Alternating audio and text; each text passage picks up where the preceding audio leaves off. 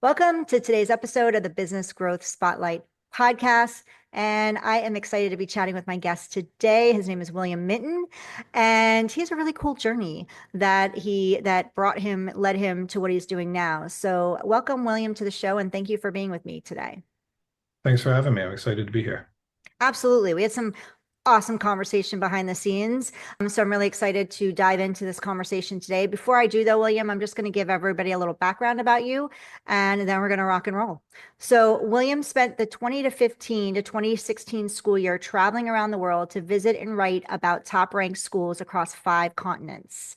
The schools he visited inspired him to think more creatively about how to approach the challenges facing education in the United States. He spent the years that followed sharing these insights in Edutopia and at conferences around the country. In 2020, Canopy Ed began a transition from a traditional consulting organization to an EdTech company. In 2022, they launched Canopy. Canopy is a professional learning and collaboration platform for systems and organizations that care about the quality of self-paced learning, not just compliance. They started with K-12 and educator PD, but they're now used broadly by many types of organizations. So welcome again, William, to the podcast. I would love to know a little bit more about your journey. That sounds so cool that you traveled along, around 5 continents doing your research. Can you tell us a little bit more about that?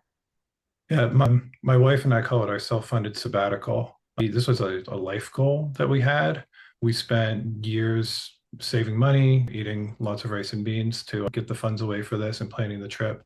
And then it was my wife and co-founder Elizabeth's idea that we should do something professional along the way with the trip as well. So not just being tourists everywhere we go, but we got the idea that we would visit schools and write about them because we had been working in education and we were part of the Teach for America network. And then there's this larger Teach for All network where they do similar programs in other countries. And that gave us an initial in where we could reach out to some of these Teach for All connects and they could get us into some classrooms. And then after we had that blog up and running, it opened other doors for us, outside of that network. So, we're showing up to Switzerland and we can Google best schools in Switzerland and reach out to all of them and tell them what we're up to. It opened a lot of doors and was a really illuminating experience. Yes, we were also tourists as well. There are some countries we went to where we didn't see any schools. Opened our minds a lot culturally and how big of a world that this is. But then professionally being able to see what's the same and what's different at excellent schools and struggling schools all around the world. It was really illuminating, really sort of broadened perspective in terms of what's possible and how people can approach what's possible in different places. So that was a full 12 months that we were Wow. gone. My life and career really is like a before and after that trip type of story. Yeah, and you said well, I read in your bio that you saw a lot of challenges being out there. It really opened your eyes to the challenges that we were facing here in the United States, education wise. Can you share a little more about that? The challenges that you saw or found? Yeah, so you see the challenges are strangely similar different places, even though they might look a little bit different. You find that most countries have their version of like those kids, whether that's socioeconomic or racially coded in whatever way, but there's like some group of the population where people have low expectations for. Um, and it manifests different ways. We have certain ways of talking about it in the US, and sometimes the way we talk about it, we say that it's only those lines that create that. But then you see the same thing in other countries where the lines are drawn differently, but the attitudes and dispositions are the same. Most struggling schools and most schools where we have these low expectations, they manifest in like very similar habits and mindsets. And low expectations have a way of perpetuating themselves. And so seeing that, we did see that in a number of places. And it's also not that interesting. You can know about that stuff and write about it. That's important to do. I spent a lot of my career focus on that type of work. But we ended up starting to focus on excellent schools everywhere we were going. And it was interesting because the excellent schools had a lot more variety in the ways that they were excellent, which was more interesting because in the US, oftentimes, whether it's schools or corporate or whatever you're talking about, we have this like best practice lens that we like to apply to things that makes it sound like excellence should look the same. like excellence here in place A should look the same as excellence in place B. But what we found looking at different schools was that excellence looked very different, but it was animated by similar values, values of high expectations, values of being value driven, of supporting the adults and staff through professional learning, creating intentional opportunities for community. These were common threads that went through all of these excellent schools, but the way they manifest in Switzerland looks very different from how they manifest in India, for example. Mm. But when you ask the leaders why they're successful, they speak in very similar ways, even though looking at it, looks different. What prompted, because you had mentioned that there was a transition, the traditional consulting format into EdTech uh, shift that you made. So what prompted that transition for you? Right. So this is about a 5-year journey from the trip to the transition into EdTech. Okay. And so coming out of the trip, I started an independent consulting practice that ended up being moderately successful, helping schools and school systems and nonprofits and city governments, bring these types of ideas to their education and community work. One of the issues in K-12, and this story starts in K-12 education, although it's very little of what we do now.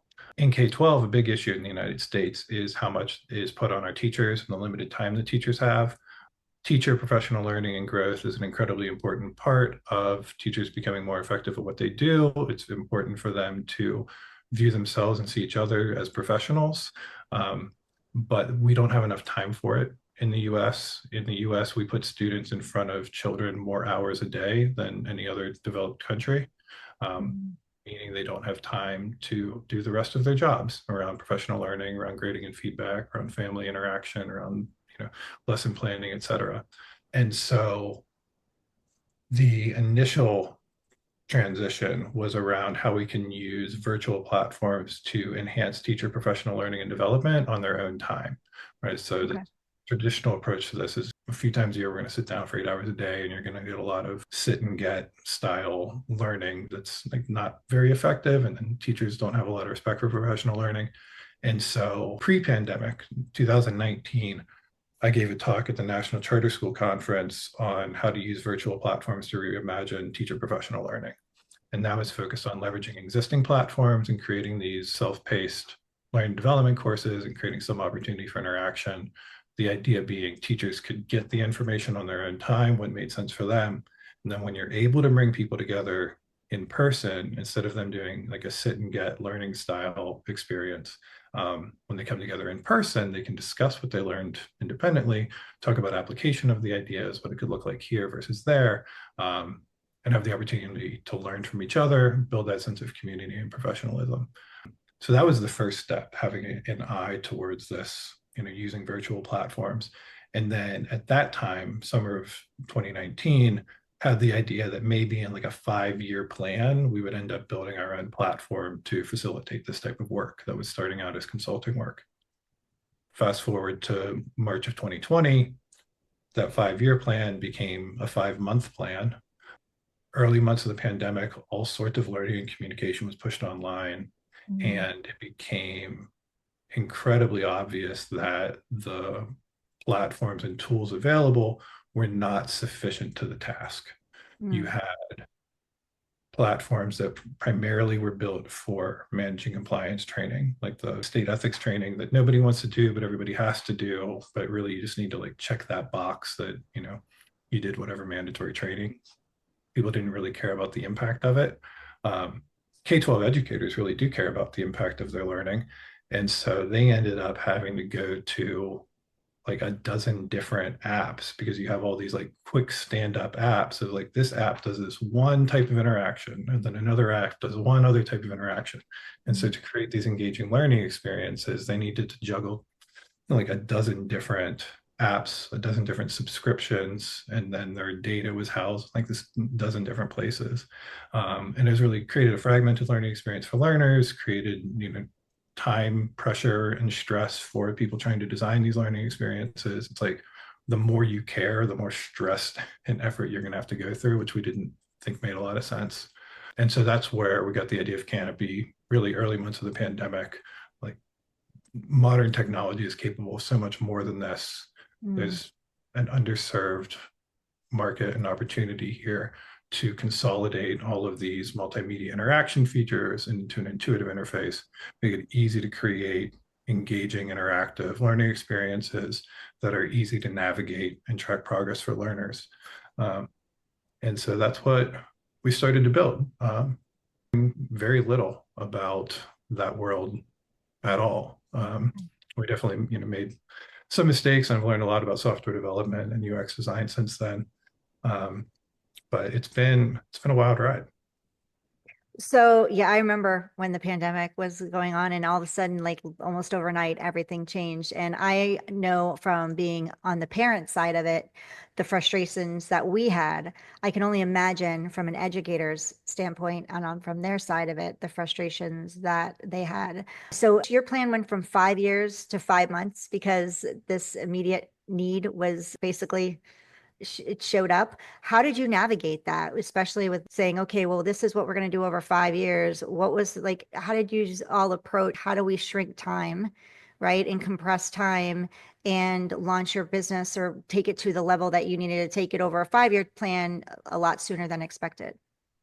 Yeah, well, when I say 5-year plan, it shouldn't be interpreted to mean that we had like milestones like actually written out on the five. It was like a loose idea that in 5 years, like we would prioritize this thing, and then it became like, oh no, actually, this is the priority now, and let's Mm. figure out how we're going to make this work. And let's figure out that there's like actually a need for it too. So we sent out a lot of surveys. We got over 1,000 educators to respond to like what they were looking for in a platform, the types of engagement tools that were important to them, what their must-haves were. We did a good bit of research there while also standing up a development team to start building this out, and then learning about wireframing and how to actually build product.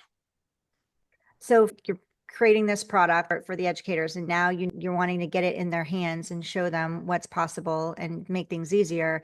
Or did you have a marketing strategy or an idea, or was it let's just try this and see if it works and then tweak it as we go? What was your strategy there? Yeah, we had a lot of strategies. Unfortunately, none of them worked initially. So we started building for teachers to use to be student facing K-12. What we didn't realize or anticipate at the time was that school systems were locking down the technology that teachers were able to use. So pre-pandemic, an individual teacher on a hallway might be using Google Classroom and nobody else in the hallway. And it really was like a choose your own adventure on the technology that's in your classroom. The district might have a district-wide subscription to something, but if you poll any teacher what are all the products the district subscribes to that they have licenses for, you're not going to get close to a perfect score on it. So like teachers used to have a lot more autonomy in choosing their technology. And what we found early pandemic was that districts locked that down, and that it became a real boon for vendors that they had pre-existing relationships for. There's a lot of upselling within those existing relationships, but there was not a lot of startup adoption by school systems, and individual teachers no longer had the autonomy or flexibility to choose to use something in their classroom that wasn't feeding the district-wide data. So that was a bit of a surprise to us. But because we were active in the space and talking with people, and because my background had been in education for the 10 years prior, and I had spoken to national conferences, I had some level of profile and was respected as a thinker and leader in the space. We ended up finding a niche in educator professional development. So the teachers became the learners, right? So the people who are running the school systems, and they want to use the product, but doing student facing is overly complicated. They ended up saying, well, like, oh, actually, like our teachers need this training on how to do this. Our teachers need this training on how to do that. And so we started to get adoption in this unexpected way, which was where teachers are our learners. And then that led to some larger enterprise level contracts for the teacher professional learning. So the beginning of the story starts with trying to make professional learning easier for educators. We think we see there's this big opportunity to go student facing, but it ends up bringing us back to where we started with teacher professional learning. So now we're in like 2022, and fast forward 3 years later, it turns out teachers aren't the only professionals that are committed to ongoing learning and development. And so we've begun to expand beyond, the educator workforce to, other professional sectors, leadership programs and cohort-based learning and that type of thing. So we found that was really our beachhead market was in teacher professional learning. And now we've begun to grow beyond that for, any and all organizations that are invested in the quality of their self-paced learning. It's so interesting hearing your journey because so many people can get stuck in, I don't know what to do next, and they stay paralyzed in one spot. And it sounds like even, you moved pretty quickly. You saw a gap, and it turned out that the way you were marketing it maybe wasn't going to actually work the way you thought it was. And you immediately were like, okay, well, what's the gap here? How we navigate that? And you changed gears, which is what we need to do in order to grow business. Many times, most of the time, things don't always go the way we want it to go. So, and you're a perfect example of how you found something, you created something amazing, and not everything lined up as you wanted it to, but you were easily, maybe not so easily, but it sounds like hindsight looking back that it sounds pretty easy, but you were able to overcome that and go, okay, well, how do we get around this? Or what's a different way? And instead of reaching the educators, they became the learners themselves. So it just like, I love listening to you share your entire journey, because I think so many people out there in business, no matter what level you're at, need to be reminded of that. Things don't end just because, or don't stay stuck in something that may not be working the way you expected it to. It's just a matter of finding another way. Action brings clarity, and you were constantly taking action every step of the way, which got you clear on who you were targeting, your messaging, all of that, in order to make Canopy, birth it and also help it succeed and stay relevant. Because we said in behind the scenes, not a lot of companies made it through the pandemic, and you are here and thriving. And you have another venture coming, or launch coming, which we're going to talk about. But before we do that, I'm curious, like, for last year, we're in the beginning of 2025. Last year, did you see any, like, this podcast is all about business growth and strategies to help our businesses grow. And as I shared with you, I spoke with someone, and she was sharing with me that the strategies they use to grow in other countries are not the ones that they use in the United States, which I found very interesting. So are there strategies that you saw in 2024 that worked for you, and that you might be changing up this year, moving into 2025? Or are there some that you're like, oh, this was great and successful, and we know it's going to continue working, we're going to double down on that to continue the growth of Canopy? Mm-hmm. Yes. A lot of our shift for this year is trying to open up new markets. And so I think during the pandemic and coming out of it, there was a lot of emphasis for larger enterprises that were like looking for a better mousetrap, that were beginning to expect more out of self-paced learning. And we were able to find niche there and work with some large enterprise clients that were really focused on quality. We've now begun to see somewhat a regression to the mean on that, where the larger enterprises really are just more interested in compliance, where your decision makers are many layers removed from the actual practitioners of it, and an emphasis on cost saving and lowest cost option. And so that's caused us to want to back away from enterprise a little bit and focus more on small and medium-sized organizations that, again, are really invested in the quality and effectiveness of that learning.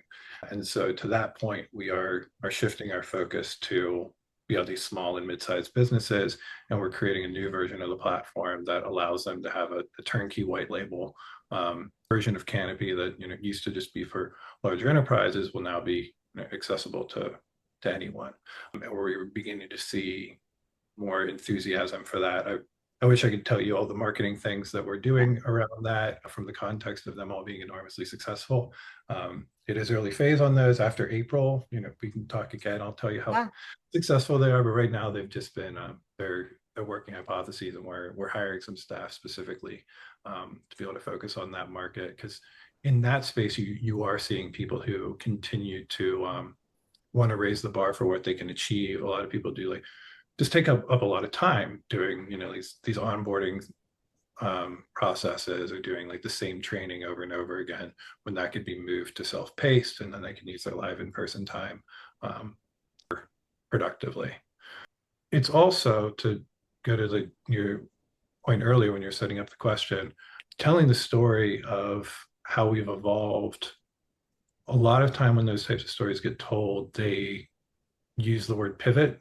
And like when people talk about like having a pivot in their company, they talk about it like, oh, like we sat down with the data and like there was this point in time, like we decided that we need to pivot. And it's like before, and then there's the pivot, and then there's the after the pivot.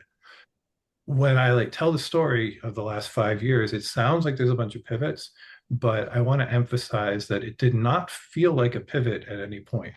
There was no time, except maybe launching this SMB platform. But even that is just like a new growth strategy, which companies need to do. Like growth strategies will only work for 18 months or so, and then you need a new one if you're going to keep growing.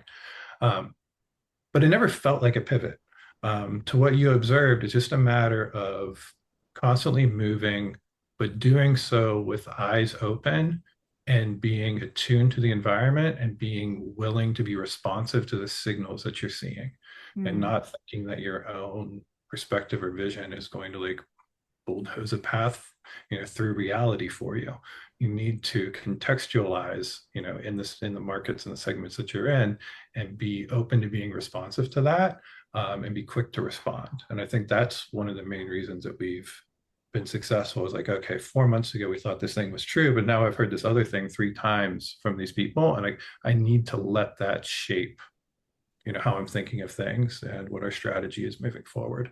And so yeah, we've quote unquote pivoted a lot, but it's never felt like a pivot. It's more felt like just being present, being plugged in, and being responsive to the signals that are around us. And that's allowed us to stay ahead of the curve.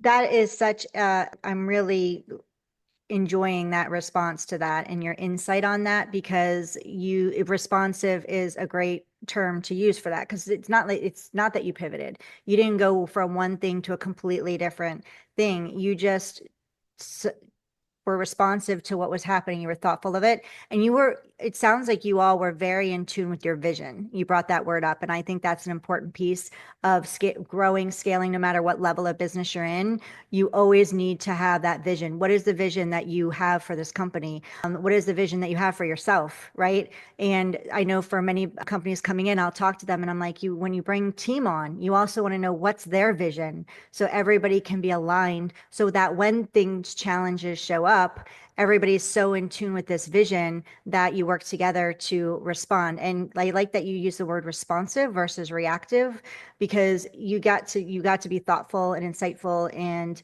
aligned with your next step. And the next step may not have been the exact right step, but you don't know that until you take the step, right? Like I said, action brings clarity. So that was beautifully put, and I think so important. And I hope a key takeaway for our listeners here, because your journey is an incredible one. And I know that we didn't get to mention it, but you were an educator yourself previously, right?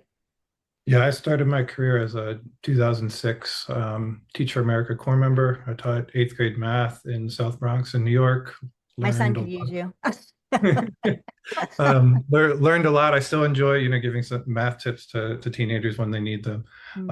And then I continued working directly with youth through youth development programs. I went back to the classroom for a little while before stepping into like instructional coaching roles and then consulting. And having that background and that network is one of the things that's, again, allowed us to start with some level of legitimate authority in the K-12 market. And then as you build a reputation there and people are exposed to the product and what you're doing, then we've begun to grow outside of that. But I think being so personally involved in that network, establishing reputation through just like the quality of my work and relationships over the first like decade of my career really was really instrumental.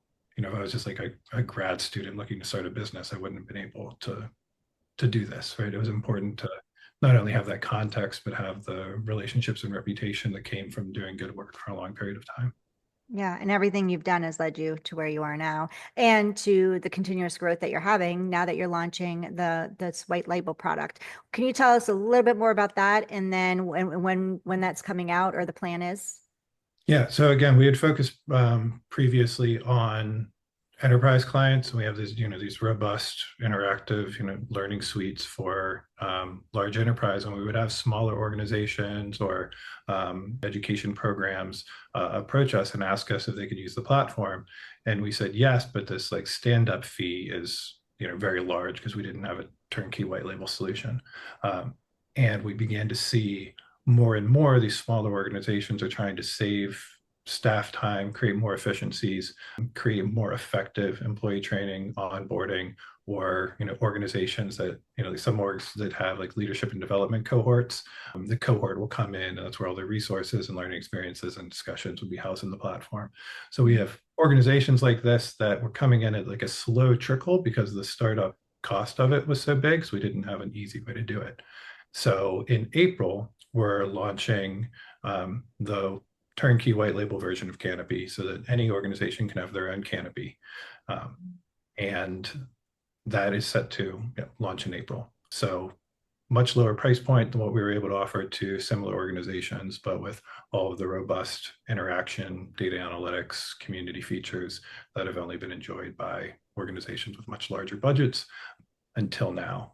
And I think the main thing to emphasize in that, where our niche is in that, is organizations that have known audiences, whether that known audience are your own employees and people onboarding your organization, or your known audience is an educator preparation program that has people join the program and then they need to educate them. You have a known audience that you are educating.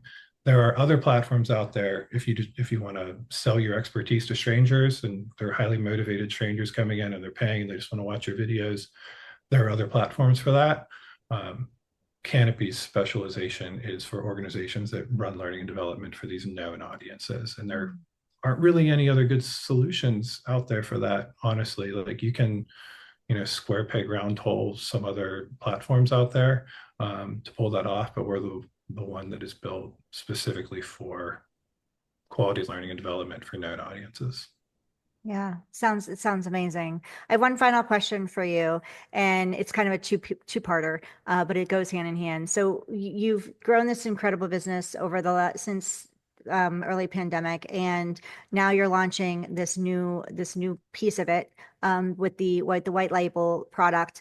A question for you is there to create the growth that you've created, is there one favorite thing that you've done, or favorite I say because it worked, right? It was just the number one avenue that you've taken to get in front of the people that you need to get in front of and in front of your market that has worked really, really well for you. And then is there another one that maybe you're like, you know what, we want to dive into that one a little more over the next year that we haven't been able to give our time as much to? Yeah. The best marketing is word of mouth. I think that's known, that's out there. In order to pull off word of mouth, you have to have a really good product that people are interested in talking with others about. Yeah. In terms of seeding word of mouth, if you want like a specific technique that people can use, I'm a big fan of trying to foster like authentic connections on LinkedIn. That comes from having a personal authentic voice there where I'm like not trying to plug the product all the time, just trying to say useful things. And then the technique part of this comes from finding other like influencers in the space and like opening up who are the people who have engaged with their content.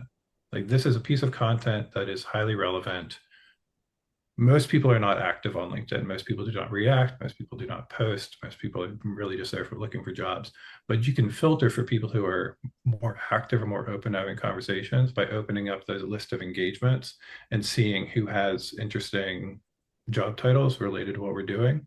And then I don't do this cold outreach as much anymore, but when we were first seeding all of this, I would do cold outreach to them and just ask them what they're currently using, right? I never lead with the value prop of like what we're offering, partly because it feels spammy and I really don't like it when that happens to me, which is a daily occurrence. And second Especially on of all, LinkedIn. yeah, and second of all, we're not trying to solve problems that people don't have. It really is authentically useful information to get if I learn that, everybody's using product A that I hadn't heard about, a year before. I might Right. want to look into that. But then if people respond, like, oh, we just use Google Drive folders. Oh, well, we are Google for Education partners. We have the highest level integration with Google Drive that you could possibly have. It's more seamless like Canopy than anywhere else because we've gone through all the security vetting with Google Cloud, and that's why no one else offers it, but we can because we're not going to sell your data. And then that can lead to, them being users, and then, once they're in it, then you get the word of mouth marketing. Yeah. But the combination of filtering for people who have engaged and leading with like how are you currently solving this problem, that's been effective at seeding that initial word of mouth. And then the enterprise world that we were in was very word of mouth driven. And now we've got a bunch of hypotheses for the small, medium-sized organizations that I'm tempted to explain here, but I don't want people to think that they're proven out yet because it's launching in April. Yeah. Well, we can have another conversation.